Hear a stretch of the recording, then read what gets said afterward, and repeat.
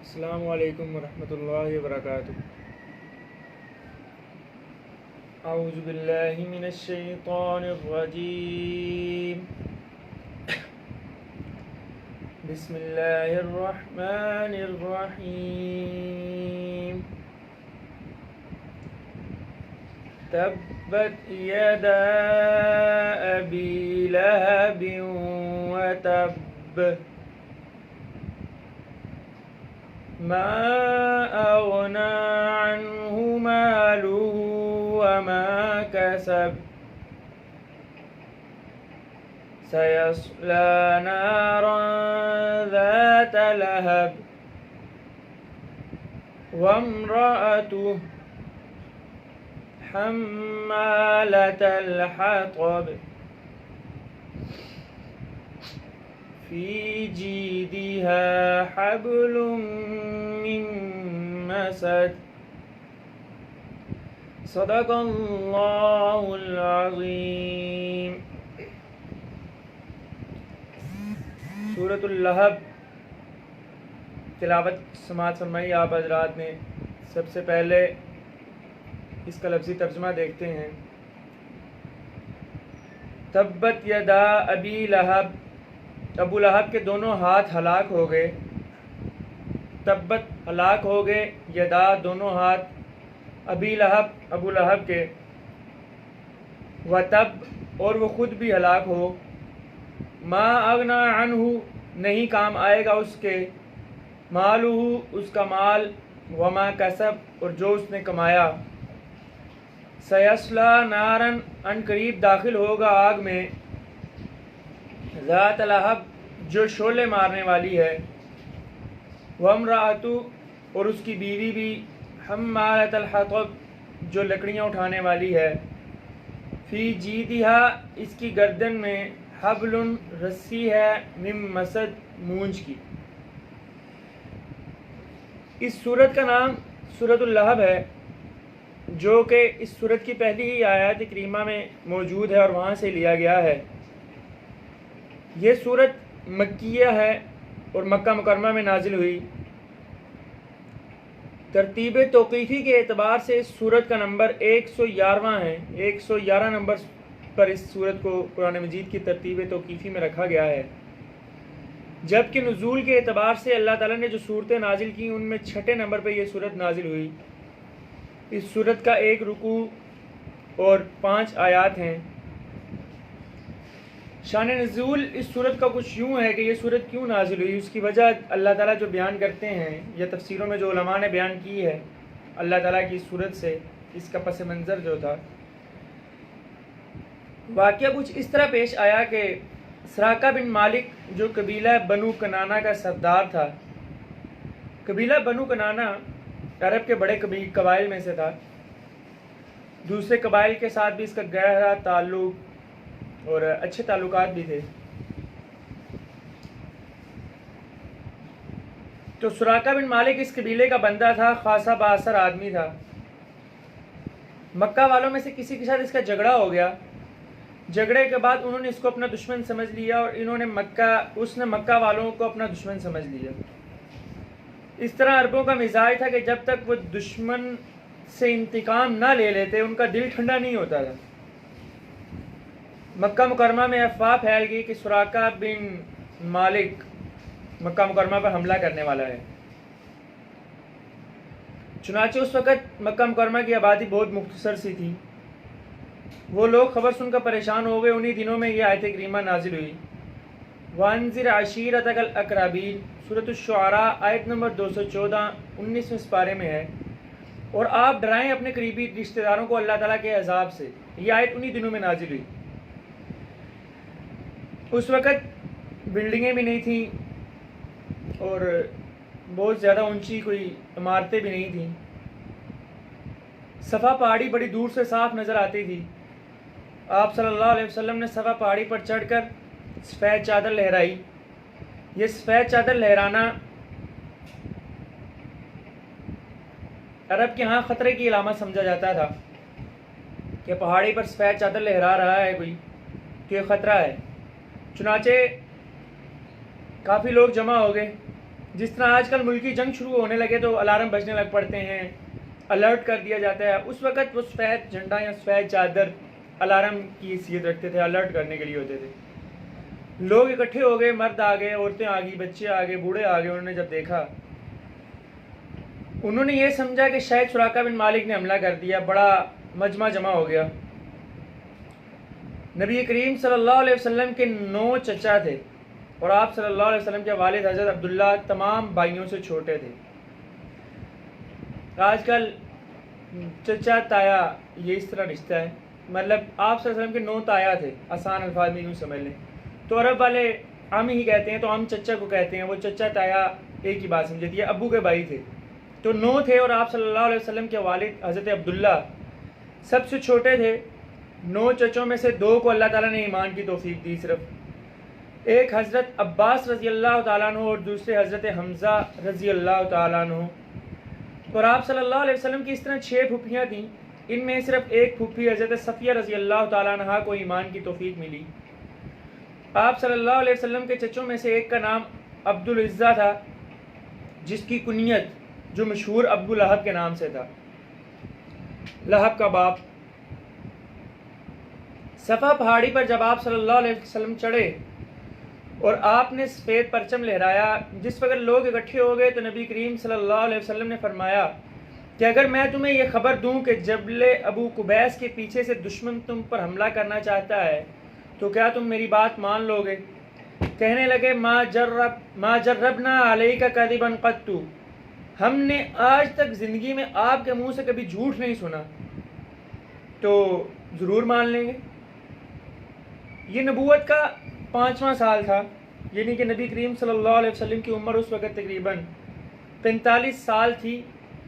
اور مکہ مکرمہ والے خود یہ کہہ رہے ہیں کہ ہم نے 45 سالوں میں آپ صلی اللہ علیہ وسلم کی زبان مبارک سے کبھی جھوٹ نہیں سنا، کبھی بھی.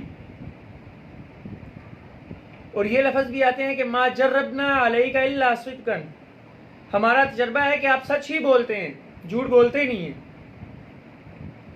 پھر آپ صلی اللہ علیہ وسلم نے فرمایا قولو، تم کہہ دو لا الہ الا اللہ، اللہ کے سوا کوئی معبود نہیں، تفلحو، تم فلاح پا جاؤ گے، کامیاب ہو جاؤ گے، ورنہ معصوم فرشتوں کی فوجیں تمہارے خلاف کارروائی کریں گی. سب بڑے حیران ہو گئے کہ آپ صلی اللہ علیہ وسلم نے ہمیں اس لیے بلایا.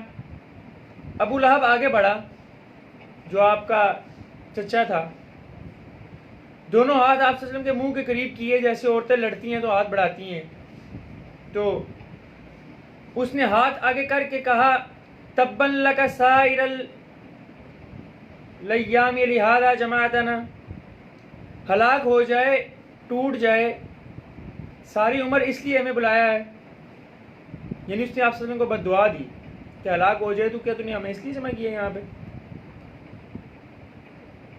نبی کریم صلی اللہ علیہ وسلم نے ایک ایک قبیلے کا نام لے کر آپ کو آگ سے بچا لو، اپنے آپ کو آگ سے بچا لو کہا. انہوں نے کہا اے بنو سحر انقذوا انفسکم من النار، اپنے آپ کو آگ سے بچا لو. اے بنو سعدی، اے بنو مخزوم، اے بنو ہاشم، اے بنو عبد مناف، اپنے آپ کو سارے کے سارے دوزخ سے بچا لو، آگ سے بچا لو. سب خاندانوں کو کہا تاکہ اتمام حجت ہو جائے اور سب کو دعوت دی، خاص کر اپنے رشتہ داروں کو دعوت دے دی. اس موقع پر آپ صلی اللہ علیہ وسلم نے اپنی پھوپھی حضرت صفیہ رضی اللہ تعالیٰ عنہ سے بھی فرمایا اے میری پھوپھی، تو میرے لیے قابل احترام ہے، اس لیے میں چاہتا ہوں کہ تو اپنے آپ کو دوزخ کی آگ سے بچا لے. اور ایک موقع پر حضرت فاطمہ رضی اللہ تعالیٰ عنہ سے بھی فرمایا فاطمہ سلینی من مالی ما شئت، میرے پاس جو مال ہے مانگ میں تجھے دوں گا، لیکن لا اغنی عنک من اللہ شیئا، اللہ تعالیٰ کی گرفت سے میں تجھے نہیں بچا سکوں گا. دیکھیں اپنی اولاد کو بھی یہ کہا کہ اللہ کی گرفت سے تب تک نہیں بچیں گے جب تک اپنے اعمال، اپنے کام، اپنی عبادات، اپنے معاملات درست نہ ہوں.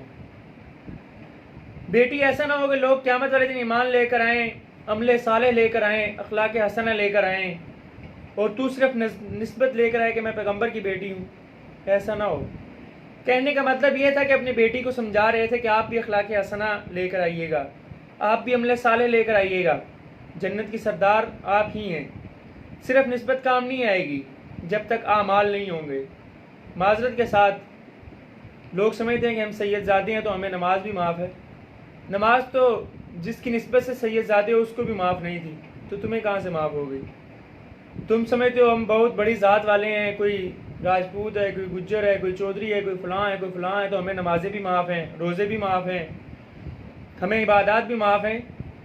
تو یاد رکھو نبی صلی اللہ علیہ وسلم سے بڑی ذات کسی کی نہیں تھی، ان سے بڑی شان کسی کی نہیں ہے۔ انہوں نے نہ آنا آتا تو یہ دنیا نہ بنائی جاتی۔ وہ شاعر نے کہا تھا نا، لا یمکن الثنا کما کان حقہ بعد از خدا بزرگ تو ہی، قصہ مختصر، کہ دنیا میں جتنی بھی تعریف ہو جائے آپ صلی اللہ علیہ وسلم کی تعریف ممکن نہیں ہے۔ اللہ کے بعد آپ ہی بزرگ ہیں، بس قصہ ختم۔ اور یہ بہت بڑی جملہ ہے، بہت بڑی بات ہے کہ اللہ کے بعد آپ ہی بزرگ ہیں، اس کے بعد اور کسی کی ضرورت ہی نہیں ہے ہمیں۔ تو جب ان کو نمازیں روزے معاف نہیں تھے تو آج کل کے لوگ سمجھتے ہیں ہمیں نماز کا پوچھا نہیں جائے گا، اللہ بڑا غفور الرحیم ہے۔ غفور الرحیم تو ہے اللہ، اس کا انکار نہیں کر رہے ہم، لیکن دیکھیں اللہ تعالیٰ نے آپ کو اتنی چیزیں دی تو اللہ تعالیٰ نے کچھ احکام بھی دیے، ان کو پورا کرنا لازم ہے، اور فرض جب تک پورا نہ کریں تو ساکت نہیں ہوتا، آپ پر ذمہ لازم ہے اس کے۔ تو آپ خود سوچیں ہمارے اعمال کیسے ہیں، ہمارے اخلاق کیسے ہیں، ہمارے حالات کیسے ہیں۔ قابیل حضرت آدم علیہ السلام کا بیٹا تھا نا، کنعان نوح علیہ السلام کا بیٹا نہیں تھا، آزر حضرت ابراہیم علیہ السلام کا بیٹا نہیں تھا۔ قابیل کے بارے میں یہی آتا ہے کہ حضرت آدم علیہ السلام کا بیٹا نہیں تھا۔ کیا یہ نسبتیں کام آئیں ان کو کہ وہ نبیوں کے بیٹے تھے، نبیوں کے باپ تھے؟ کیا کام آئیں ان کو؟ محض نسبت سے کچھ نہیں ہوتا۔ یاد رکھیں نسبت کے ساتھ ایمان اور عمل صالح ضروری ہے، تبھی جا کر کامیاب ہوں گے۔ تو نبی کریم صلی اللہ علیہ وسلم نے اتمام حجت کیا اور صفا پہاڑی کی چٹان پر دین کا نقشہ پیش کیا، تو آپ صلی اللہ علیہ وسلم کے چچا ابو لہب بڑے ہی غلط انداز میں پیش آیا اور بکواس کی اس نے، اور کہا اے محمد صلی اللہ علیہ وسلم تو ہلاک ہو جائے، تو نے اس لیے ہمیں جمع کیا۔ یہ سبق سنانا تھا کہ اس کے جواب میں اللہ تعالیٰ نے فرمایا، قرآن پاک کی صورت نازل فرما دی۔ اللہ تعالیٰ فرماتے ہیں تبت یدا ابی لہب وتب، ابو لہب تیرے دونوں ہاتھ ہلاک ہو جائیں اور تو خود بھی ہلاک ہو جائے۔ ما اغنا عنہ مالہ، کام نہیں آئے گا اس دن تجھے تیرا مال۔ دیکھ لیں اللہ تعالیٰ نے اس کی ہلاکت کے ساتھ یہ بتا دیا کہ وہ بڑا امیر انسان تھا۔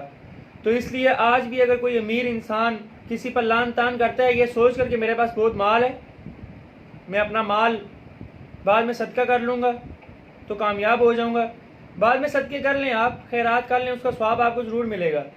لیکن جس پر آپ نے لعنت کی، جس کا آپ نے دل دکھایا، جب تک اس سے معافی نہیں مانگیں گے اس کا حساب کلیئر نہیں ہوگا۔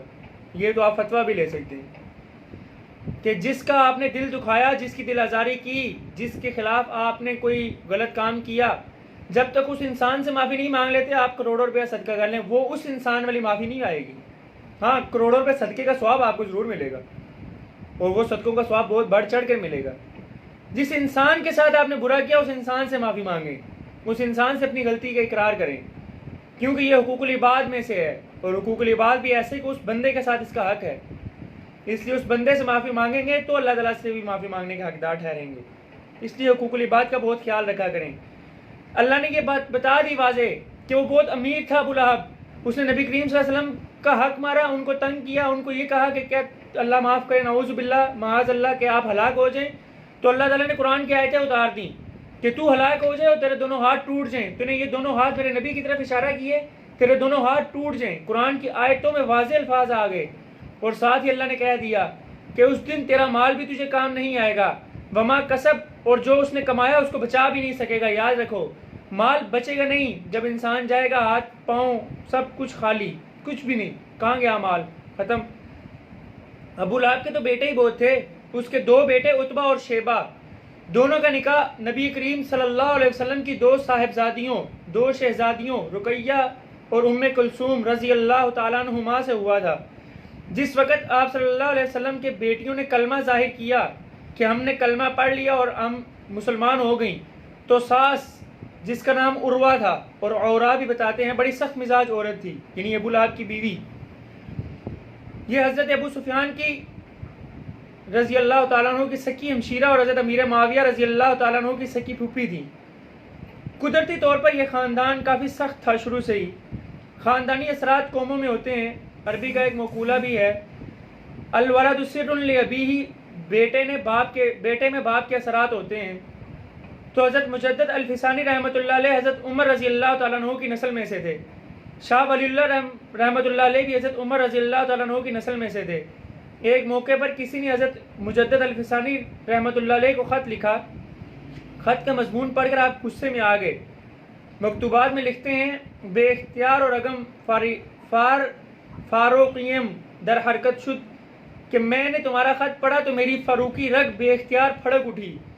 کتنی صدیاں اور کتنی نسلیں گزر گئیں لیکن حضرت عمر کا اثر آج بھی ان کے خون میں دوڑتا تھا.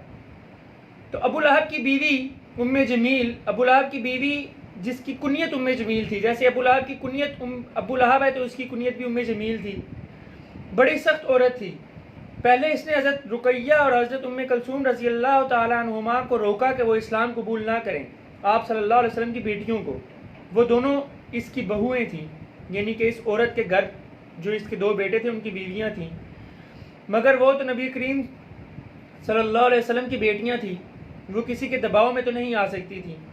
وہ کلمہ کس طرح چھوڑ سکتی تھیں؟ پھر انہوں نے اپنے لڑکوں کو اکسایا کہ ان کو مارو.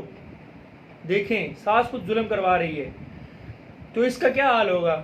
کیا یہ اس کو اس ظلم کا بدلہ نہیں دینا پڑے گا؟ کیا اس کو اس ظلم کے بدلے پوچھا نہیں جائے گا قیامت والے دن؟ اس لیے ساس بہو سسر کا رشتہ بڑا نازک ہوتا ہے. کوشش کریں آپ سے زیادتی نہ ہو جائے. کوئی غلطی کرتے تو اس کو طریقے سے سمجھائیں. ساس بھی انسان ہے، بہو بھی انسان ہے، بیٹا بھی انسان ہے اور سسر بھی انسان ہے. کوئی بھی غلطی کر سکتا ہے. اس غلطی کا خمیازہ یہی ہے کہ بیٹھ کر مل جل کر بات کو حل کر لیا جائے. تو ہمیں بھی سبق ہیں اس میں بڑے سارے، غور کیا کریں. یہ ہمارے اندر کہیں ایسی برائیاں تو نہیں پائی جاتی. بہرحال اس نے حکم دیا اپنے بیٹوں کو کہ ان کو مارو، ڈراؤ، یہ کلمہ نہ پڑھیں. جب یہ تدبیر بھی نہ چلی تو ابو لہب نے کہا کہ گلیوں بازاروں میں لٹ لے کر کلمہ روکتا پھرتا ہے، تجھے اپنے گھر کی خبر نہیں. ابو لہب کو اس نے کہا کہ تو لوگوں کو کلمے سے روک رہا ہے، تجھے اپنے گھر کی خبر نہیں، تجھے گھر والے تیرے پڑھ رہے ہیں کلمے. اس نے کہا یہ لڑکیاں تیرے گھر میں کلمہ پڑھتی ہیں. ابو لہب نے بھی ڈرایا، دھمکایا، بہت بیچاروں کو ظلم بھی کیا مگر ان پہ کوئی اثر نہ ہوا. کیونکہ دین حق جس کے دل میں پیوست ہو جائے اس کے لیے چھوڑنا بہت مشکل ہے. اور پھر وہ تو میرے نبی صلی اللہ علیہ وسلم کی شہزادیاں تھیں، ان کے دل سے ایمان کو اور دین کو نکالنا ممکن نہ تھا. انہوں نے کہا کہ ہم سے کوئی اور تکلیف ہے تو بتلاؤ، کوئی خدمت میں کمی کر رہی ہیں ہم بتلاؤ، کوئی تمہارے حقوق نہیں دے رہی تو وہ بتلاؤ. دین تو ہم نہیں چھوڑ سکتے، ہمارے بدن کے ٹکڑے ٹکڑے کر دو تو انشاءاللہ ہماری بیٹیاں بھی یہ بات کہیں گی کہ اللہ کے سوا کوئی معبود نہیں اور محمد الرسول اللہ اللہ کے آخری نبی ہیں. میرے ساتھ فیصلہ کرو. بیٹوں کو بلا کر کہا کہ بتلاؤ ہمارا بن کر رہنا کیسا ہے. یعنی کہ بیٹوں کو صاف کہہ دیا یا تم میرے بن جاؤ یا محمد صلی اللہ علیہ وسلم کے بن جاؤ. میرے ساتھ فیصلہ کرو، میں تمہارا باپ ہوں. انہوں نے کہا کہ ہم نے آپ کے ساتھ رہنا ہے. کہنے لگا پھر اگر میرے ساتھ رہنا ہے تو ان بیٹیوں کو لے جاؤ اور ان کے گھر چھوڑ آؤ، ان کو معاذ اللہ طلاق دے دو. لوگ مجھے تانے دیتے ہیں کہ تو گلیوں میں لوگوں کو کلمے سے روکتے ہو، تیرے گھر میں تیری بہویں اسلام لے آئی ہیں. چنانچہ دونوں بیٹوں نے نبی کریم صلی اللہ علیہ وسلم کی بیٹیوں کو طلاق دے دی اور یہ سمجھتے تھے کہ نبی کریم صلی اللہ علیہ وسلم کی بیٹیوں کو کوئی نہیں پوچھے گا. آگے جا کے اگر ذکر آیا تو میں آپ کو تو خود بھی بتاؤں گا کہ یہی دو بیٹیاں حضرت رقیہ اور حضرت ام کلثوم کو دنیا کے سب سے امیر شخص نے اپنے لیے لے لیا اور اللہ تعالیٰ نے دنیا میں ان کو جنت کی بشارت دے دی. حضرت عثمان ذو النورین رضی اللہ تعالیٰ عنہ جو تیسرے خلیفہ، بڑے ہی معصوم اور بڑے ہی سمجھدار اور بڑے ہی عظیم صحابی ہیں. حضرت ابو بکر اور حضرت عمر فاروق رضی اللہ تعالیٰ عنہما کے بعد امت کا اس بات پر اجماع ہے کہ تیسرے نمبر پر جن کی خلافت اور تیسرے نمبر پر جن کی عظمت ہے وہ حضرت عثمان ذو النورین ہیں. ان کو جو ذو النورین کا لقب لگا ان کے نام کے ساتھ وہ اس لیے کہ دو نور کہتے ہیں، نور کی کو دو جب ملایا جائے تو نورین ہو جاتا ہے. ذو النورین کے دو نوروں والے. آپ کو ایک اور بات بتاؤں کہ یہ دنیا میں وہ واحد شخص ہیں کہ جن کے عقد میں کسی بھی نبی کی دو اکٹھی بیٹیاں ہیں. دنیا میں تاریخ اسلام میں حضرت آدم سے لے کر نبی صلی اللہ علیہ وسلم تک کسی نبی کی 2 بیٹیاں ایک ہی مرد کے پاس نہیں گئیں، صرف محمد الرسول اللہ صلی اللہ علیہ وسلم کی 2 بیٹیاں، دونوں دیکھیں دونوں طلاق یافتہ، اور دونوں کو حضرت عثمان نے لیا، اور حضرت عثمان رضی اللہ تعالیٰ عنہ نے حضرت رقیہ سے نکاح کیا۔ وہ جنگ پر نہیں جا سکے، بہت بیمار تھیں، تو اللہ تعالیٰ نے ان کو بھی جنگ والوں میں شامل فرما لیا۔ تو اس کے بعد جب وہ اس دنیا سے وفات پا گئی تو حضرت ام کلثوم سے ان کا نکاح ہو گیا، تو حضرت ام کلثوم کے ساتھ پھر ان کا نکاح رہا۔ تو اللہ تعالیٰ نے دنیا کے سب سے امیر کبیر شخص کو اللہ کے نبی کی یہ بیٹیاں عطا کر دیں، اور یہ بتا دیا کہ اسلام دب کر رہنے کے لیے نہیں آیا، اسلام غالب ہونے کے لیے آیا ہے، اور اسلام قیامت تک غالب ہو کر رہے گا۔ دنیا میں جو سب سے زیادہ 2 موذی انسان، موذی کہتے ہیں خطرناک، نقصان دہ انسان گزرے ہیں، وہ 2، ایک ابو جہل اور ایک ابو لہب۔ ان دونوں نے اپنی ڈیوٹی لگائی ہوئی تھی کہ جہاں جا کر نبی کریم صلی اللہ علیہ وسلم بیان کریں گے، یہ سارے کے سارے کام چھوڑ کر ادھر چلے جاتے اور ان کی تردید کرتے کہ یہ جھوٹے ہیں۔ مستدرک حاکم کی روایت کے مطابق زمانہ جاہلیت میں بھی لوگ حج کرتے تھے، کیونکہ حج کا طریقہ حضرت ابراہیم علیہ السلام سے چلا آ رہا تھا، طواف کرنا، سعی کرنا، یہ تب سے تھا۔ اگرچہ ان میں خرابیاں پیدا ہو گئیں، یعنی کہ لوگ مینا میں لوگ جمع تھے، نبی کریم صلی اللہ علیہ وسلم ان کو بڑے عمدہ پیرائے میں اللہ کی توحید دی، اللہ کی توحید کی دعوت دی۔ جب آپ صلی اللہ علیہ وسلم تقریر سے فارغ ہوئے تو ابو لہب اٹھ کے کھڑا ہو گیا، کہا ایھا الناس، اے لوگوں میری بات سنو، میرا نام عبد العزیٰ ہے، ابو لہب میری کنیت ہے۔ ابو لہب مجھے اس لیے کہتے ہیں کہ میں بڑا خوبصورت ہوں، حسن کے شعلوں والا، جس طرح آگ سے شعلے نکلتے ہیں اس طرح حسن کے شعلے اس سے نکلتے تھے، اس کو ابو لہب کہا جاتا تھا۔ لیکن میں تو کہا کرتا ہوں کیا فائدہ ہے ایسے حسن کے شعلوں کا، بلکہ کیا فائدہ نہیں، اللہ تعالیٰ کی لعنت ہے ایسے حسن کے شعلوں پر کہ جو میرے پیارے نبی صلی اللہ علیہ وسلم کو گالیاں دیتے تھے اور کافر ہو کر اس دنیا سے مر کر چلے گیا، اس کے حسن کے شعلوں پر اللہ کی لعنت ہوئی ہے، کیونکہ اللہ نے قرآن میں فرما دیا ہلاک ہو جائیں تیرے دونوں ہاتھ اور تو خود بھی ہلاک ہو جائے۔ اس سے بڑی لعنت اور کیا ہو سکتی ہے، اس سے بڑی بدبختی اور کیا ہو سکتی ہے؟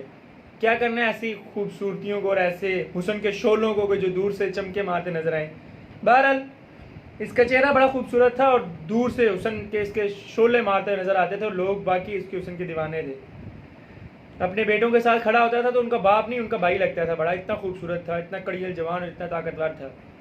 بہرحال اس نے کہا کہ میں عبد المطلب کا بیٹا ہوں اور یہ میرا بھتیجا ہے، یہ صابی ہو گیا ہے، اپنے دین سے پھر گیا ہے، اپنے باپ دادا کے دین سے پھر گیا ہے، اس کے کہنے میں نہ آنا۔ پھر موٹی سی ریت کی مٹھی بڑی اور کنکریوں بھی تھیں اس میں، تو آپ صلی اللہ علیہ وسلم پر پھینکے اور اشارہ کیا کہ اس پر تم سنگ باری کرو، یعنی پتھر پھینکو۔ بہرحال ابو لہب کی ہلاکت بھی اللہ تعالیٰ نے پھر دنیا میں عبرتناک کر دی، تاکہ دنیا والے یہ سمجھ لیں کہ دین حق کے مقابلے میں جو بھی آئے گا وہ دنیا میں بھی عبرت کا نشان بنے گا۔ اس نے پوری زندگی آپ صلی اللہ علیہ وسلم کی مخالفت میں گزار دی اور ذلیل و خوار ہو کر مرا۔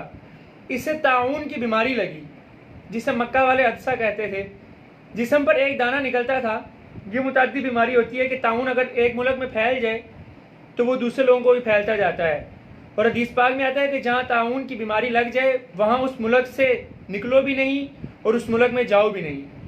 آج کل یہ جو کرونا وائرس پھیلا ہوا ہے اس کو لوگ طاعون کی طرح تشبیہ دیتے ہیں کہ یہ بھی پھیلنے والا وائرس ہے، تو اس لیے اگر کسی کو کرونا ہو جائے تو احتیاطی تدابیر کے تحت اس کو چاہیے کہ وہ باہر نہ جائے، لوگوں کو بھی بیماری لگ سکتی ہے، اس لیے وہ احتیاط کرے اور گھر میں رہے، تو انشاءاللہ وہ ٹھیک ہو جائے تو پھر باہر چلا جائے۔ تو بہرحال اس کو دوسرے ملک والے اپنے ملک میں اس کے جہاز نہیں آنے دیتے تھے کہ طاعون یہاں نہ آ جائے، اس کو زہریلا پھوڑا نکلا، گھر والوں کو علم ہوا تو انہوں نے آپس میں اتفاق کیا کہ اس کے قریب نہ جاؤ۔ دیکھیں وہی بیوی وہی بیٹے، انہوں نے آپس میں مشورہ کیا کہ ابو لہب کے پاس نہیں جانا، اس کے گھر والے لوگ کہہ رہے ہیں اس کے بارے میں کہ اس کے پاس نہیں جانا، اس کو پھوڑا نکلا ہے، اس کو طاعون کی بیماری ہو گئی ہے، کہیں ایسا نہ ہو کہ ہمیں بھی لگ جائے۔ انہوں نے ایک حبشی غلام سے پوچھا کہ جہاں تو کام کرتا ہے وہاں تجھے کتنا مزدوری ملتی ہے؟ اس نے کہا 10 درہم۔ تو اس کے بیٹوں نے کہا کہ ہم تجھے 20 درہم دیں گے، کھانا بھی دیں گے، رہائش بھی دیں گے، تو اس کی خدمت کیا کر، تو دکانوں میں رہتا ہے، ہمارے باپ کی خدمت کر، یہ بیمار ہے، ان کی تیمارداری کرنی ہے، دوائی دینی ہے، خوراک دینی ہے، بس اتنا ہی کام ہے، تیری مزدوری ڈبل ہو جائے گی۔ وہ بیچارہ حبشی غلام تھا، اسے تو پیسے چاہیے تھے، اس نے پیسے کما کے اپنے گھر والوں کا پیٹ پالنا تھا، غریب انسان تھا بیچارہ۔ غریب کو تو مزدوری چاہیے، کوئی بھی ہو، مشکل بھی ہو تو بیچارہ کر لیتا ہے غریب انسان۔ اس نے اپنے باپ، بہن بھائیوں کا، بیٹوں کا، اپنی اولاد کا، اپنے گھر والوں کا پیٹ پالنا ہوتا ہے۔ وہ بڑا خوش ہو گیا کہ 10 درہم سے 20 درہم اس کی مزدوری ہو جائے گی، اور کام بھی اتنا مشکل نہیں ہے، دوائی دینی ہے، دیکھ بھال ہی کرنی ہے۔ جب اس کو پتہ چلا کہ اس کو طاعون کی بیماری ہے، وہ دودھ دیتے کہ بابے کو پلاؤ، وہ غلام دودھ پی جاتا۔ اس نے کیا کیا؟ حیران کن بات دیکھیں، وہ دودھ دیتے، اس کے گھر والے کہ ابو لہب بابا ہو گیا، اس کو پلاؤ، وہ غلام خود دودھ پی جاتا، اس کے قریب نہ جاتا۔ اس کو بھی خوف تھا کہ کہیں مجھے طاعون نہ لگ جائے۔ وہ پھل فروٹ دیتے تو وہ بھی خود کھا جاتا اور برتن واپس بھیج دیتا کہ بابا جی کو کھلا دیے۔ اللہ تعالیٰ نے اتنی برا حالات کیے اس کے ساتھ، دیکھیں، سنتے جائیں آگے۔ بہرحال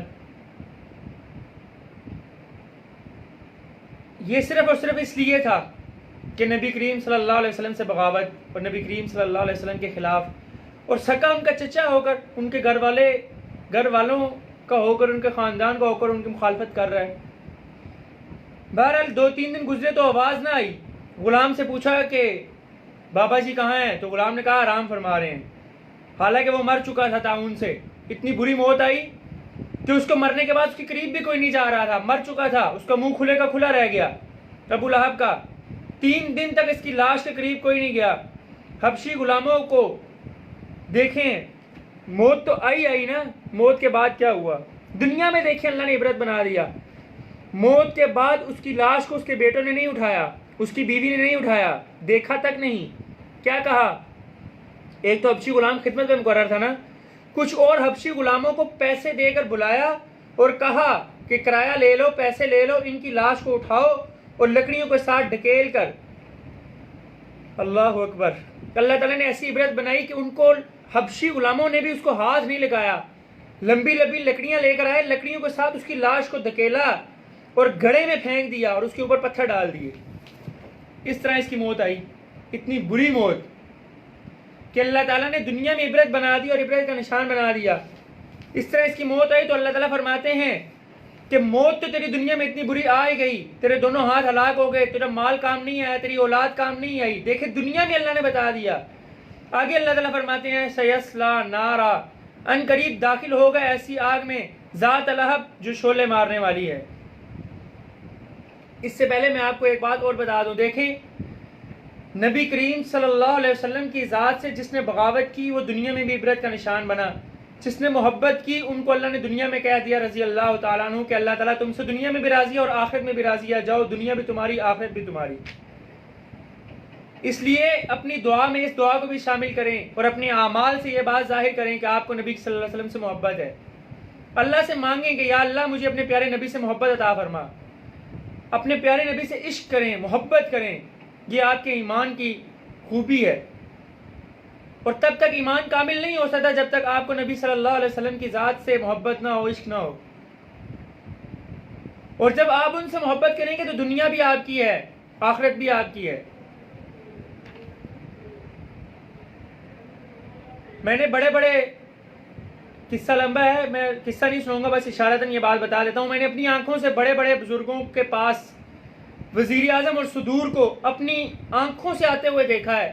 ان کے پاس آ کے کہتے تھے کہ ہمارے لیے دعا کریں، اور وہ بزرگ کیا کرتے تھے؟ میں نے صرف ان میں 2 کام دیکھے، اللہ کی عبادت کرتے تھے خلوص نیت کے ساتھ، اور نبی کریم صلی اللہ علیہ وسلم سے عشق کی حد تک ان کو محبت تھی، اور حقوق اللہ اور حقوق العباد کا خیال رکھتے تھے۔ بس وزیر اعظم، صدر، بڑے لوگ ان کے قدموں میں آ کر بیٹھا کرتے تھے۔ یعنی کہ ان بزرگوں کو بزرگی کیسے ملی؟ حقوق اللہ اور حقوق العباد کا خیال رکھا، اور دوسرے نمبر پر نبی کریم صلی اللہ علیہ وسلم کے بتلائے ہوئے طریقوں پر عمل کیا۔ اور سب سے بڑی بات آج آپ کو بتا دوں، نبی سے محبت یہ نہیں ہے کہ میں زبان سے نعرے لگاتا رہوں کہ مجھے نبی سے محبت ہے، میں اللہ کے رسول سے محبت کرتا ہوں۔ زبان سے بولتے رہیں، اس سے دل میں الفت پیدا ہوتی ہے، لیکن جب تک آپ کے اعمال نبی صلی اللہ علیہ وسلم کے بتائے ہوئے طریقوں پر نہیں ہوں گے، آپ کے اعمال ایسے نہیں ہوں گے کہ جیسے نبی کریم صلی اللہ علیہ وسلم نے بتائے، تو کوئی بھی نہیں کہے گا کہ آپ کو ان سے محبت ہے۔ یہ تو دنیا کا اصول ہے، جس سے محبت ہو تو محبوب کی علامات اپنے اندر لانے کی کوشش کی جاتی ہے، اس کی باتیں اپنے اندر لانے کی کوشش کی جاتی ہے. تو اگر آپ کو نبی سے محبت ہے تو اب ان کی باتیں اپنے اندر لے کر آئیں، پھر دنیا بھی آپ کی ہے اور آخرت بھی آپ کی ہو جائے گی. تو اس لیے اللہ سے دعا بھی کریں اور کوشش بھی کریں کہ نبی کریم صلی اللہ علیہ وسلم کی سنتوں پر عمل کریں. آپ کے دل میں نبی کریم صلی اللہ علیہ وسلم کی محبت اور بڑھے گی. سب سے بڑی بات کہ آپ کے دل میں چین اور سکون آ جائے گا، آپ کے دل کو اطمینان آ جائے گا. آپ صلی اللہ علیہ وسلم سے محبت کریں گے تو آپ کا دل اتنا خوش رہے گا کہ آپ کو کبھی دنیا کی پریشانیاں نہیں رہیں گی. اس کی سب سے بڑی محبت کی علامت یہ ہے کہ درود شریف زیادہ سے زیادہ پڑھا کریں. درود پاک جب آپ پڑھتے ہیں نا تو کبھی غور کیجئے گا کہ درود پاک میں آپ اپنے لیے نہیں مانگتے، آپ خلوص نیت کے ساتھ اللہ کے نبی پر درود بھیجتے ہیں، اللہ کے نبی پر سلام بھیجتے ہیں، تو اللہ تعالیٰ اس کے بدلے آپ کے تمام کام بنا دیتے ہیں. یہ اللہ تعالیٰ کا کمال ہے، اللہ تعالیٰ کا وعدہ ہے کہ آپ اس کے نبی پر درود بھیجیں، اللہ آپ کے سارے کام بنا دے گا. آگے اللہ تعالیٰ فرماتے ہیں سیصلیٰ نارا، ان قریب داخل ہو گئے ایسی آگ میں، ذات لہب جو شعلے مارنے والی ہے. اس کا حسن شعلے مارنے والا تھا نا، اس کی آگ بھی شعلے مار رہی ہوگی، بھڑک رہی ہوگی جس آگ میں اس کو ڈالا جائے گا. وامرأتہ، اور اس کی بیوی بھی، یاد رکھیں اس کی بیوی بھی آگ میں جائے گی. کیوں؟ حمالۃ الحطب، یہ لکڑیاں اٹھا کر لانے والی تھی، بڑی سخت مزاج تھی، حسین قسم کی عورت تھی. باوجود اس کے کہ اس کے گلے میں سونے کے ہار بھرے ہوتے تھے، پھر بھی جنگل سے جا کر خود لکڑیاں لاتی اور روٹیاں پکاتی تھی. تو ام جمیلہ اس کی کنیت تھی. نبی کریم صلی اللہ علیہ وسلم سے اس کو بڑی عداوت تھی. یہی وہ عورت تھی جو کانٹے لا کر نبی کریم صلی اللہ علیہ وسلم کے راستے میں بچھاتی تھی، کیونکہ آپ صلی اللہ علیہ وسلم عموماً سحری کے وقت مسجد حرام میں جایا کرتے تھے، نفل پڑھنے ہوتے تھے. تو مسجد حرام میں آتے جاتے تھے، اندھیرا ہوتا تھا، یہ رستے میں کانٹے بچھاتی تھی تاکہ نبی کریم صلی اللہ علیہ وسلم کے رستے میں کانٹے بچھیں، ان کو کانٹے چبھیں. ایک دفعہ ایسا ہوا کہ سوکھی لکڑیاں کافی مل گئیں، اس کا بڑا گٹھا بنایا سر پر رکھ کر لا رہی تھی کہ گٹھا گر گیا، اس کی رسی گلے میں اٹک گئی، جس کی وجہ سے گلا گھٹ کر یہ مر گئی. اس کی موت بھی دیکھیں کتنی بری آئی. اپنے لیے لکڑیوں کا سامان کر کے لا رہی تھی، خشک لکڑیوں کا، سر پر اٹھایا، وہ لکڑی رسی سے باندھا ہوتا نا کہ رسی یہاں لٹکی بھی ہوگی، تو وہ رسی گٹھا گرا، وہ رسی پیچھے کو نہیں گئی، اللہ کی قدرت ہے نا، وہ رسی اس کے گلے میں پھنسی اور یہ یوں ہوئی اور اس کے گلے میں رسی پھندا بن گیا اور وہیں مر گئی. اللہ تعالیٰ نے اتنی بری موت لائی نبی کریم صلی اللہ علیہ وسلم سے عداوت کے بدلے میں. لوگ اس طرح کرتے ہیں کہ سامان سر پر رکھ کے اس کی تھوڑی سی رسی نیچے کر لیتے تھے، ہاتھ میں پکڑ لیتے تھے. اس نے بھی یوں ہی کیا، وہی رسی اس کے لیے پھندا بن گئی اور اس کی موت آ گئی. یہ سزا تو اس کو دنیا میں ملی اور آخرت کی سزا اس سے الگ ہے. بعض مفسرین رحمۃ اللہ علیہ نے لکھا ہے کہ حمالۃ الحطب کا مطلب یہ بھی ہے کہ یہ چغل خور تھی، ایک کی بات دوسرے کو بتلاتی تھی. لکڑیاں اکٹھے کرنے والی، تنکے اکٹھے کرنے والی، تنکوں کو اکٹھا کر کے آگ لگائی جاتی تو خوب لگتی ہے. یہ چغلیاں بھی خوب کیا کرتی تھی، اس لیے اس کے لیے بھی خوب آگ بھڑکائی جائے گی. یہ عورت آپ صلی اللہ علیہ وسلم سے اتنی سخت عداوت رکھتی تھی، اتنی سخت بغض رکھتی تھی کہ نعوذ باللہ، اللہ کی پناہ، آپ صلی اللہ علیہ وسلم کا نام سن کر یہ دانت پیستی تھی کہ میں اس کو کچا کھا جاؤں. فی جیدھا حبل، کہ اس کے گلے میں رسی ہے، من مسد، مونج کی، اور قیامت والے دن اس کے گلے میں رسی ڈالی جائے گی. وہ کیسی رسی ہوگی اس کے متعلق بھی قرآن پاک فرماتے ہیں. سورۃ الحاقہ پارہ نمبر 29 میں ہے، فی سلسلۃ ذرعها 70 ذراعا فاسلکوہ، ایسی زنجیر ہوگی کہ جس کی لمبائی 70 گز ہوگی، جو اس طرح کے لوگوں کے گلوں میں ڈالی جائیں گی. ہاتھوں میں ہتھکڑیاں لگی ہوں گی، پاؤں میں بیڑیاں ہوں گی، گلے میں توک ہوں گے. جہنمی نیچے گردن جھکا نہیں سکیں گے، اوپر گردن اٹھا نہیں سکیں گے. جہنم کے اندر ان کی گردن اکڑی ہوئی ہوگی، وہ اسی کے اندر ہمیشہ ہمیشہ رہیں گے. اس دن ظالم اور مشرک لوگ کہیں گے، سورۃ الفرقان کی 27 نمبر آیت میں ہے، یا لیتنی اتخذت مع الرسول سبیلا، 19 سے اس پارے کے پہلے صفحے پر ہے کہ کاش کہ میں نے پکڑ لیا ہوتا رسول کے ساتھ راستہ، یعنی کہ نبی کریم صلی اللہ علیہ وسلم یا رسولوں نے جو راستہ اپنایا تھا، کاش کہ میں بھی ان رستوں پر چلنے والا ہوتا تو آج میں اس طرح کی عبرتناک سزا نہ پا رہا ہوتا. میں اللہ تعالیٰ کے رسول کے راستے پر چلتا، مگر اس وقت شرمندگی اور ندامت کسی کام نہیں آئے گی.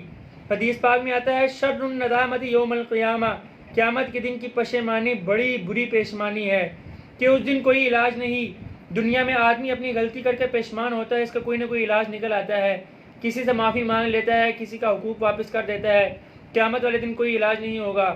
تو فرمایا کہ اس کی گردن میں مونج کی رسی ہوگی، جس میں پھنس کر وہ مری اور آخرت میں اس کا عذاب الگ ہے، اسی طرح ابو لہب کے عذاب آخرت میں الگ ہے، دنیا میں بھی اس کی سزا عبرتناک ہوئی اور آخرت میں بھی عبرتناک ہوئی۔ تو وہی بات ہے حضرات کہ نبی کریم صلی اللہ علیہ وسلم سے محبت کریں گے تو یہ دنیا بھی کامیاب ہے، آخرت بھی کامیاب ہے۔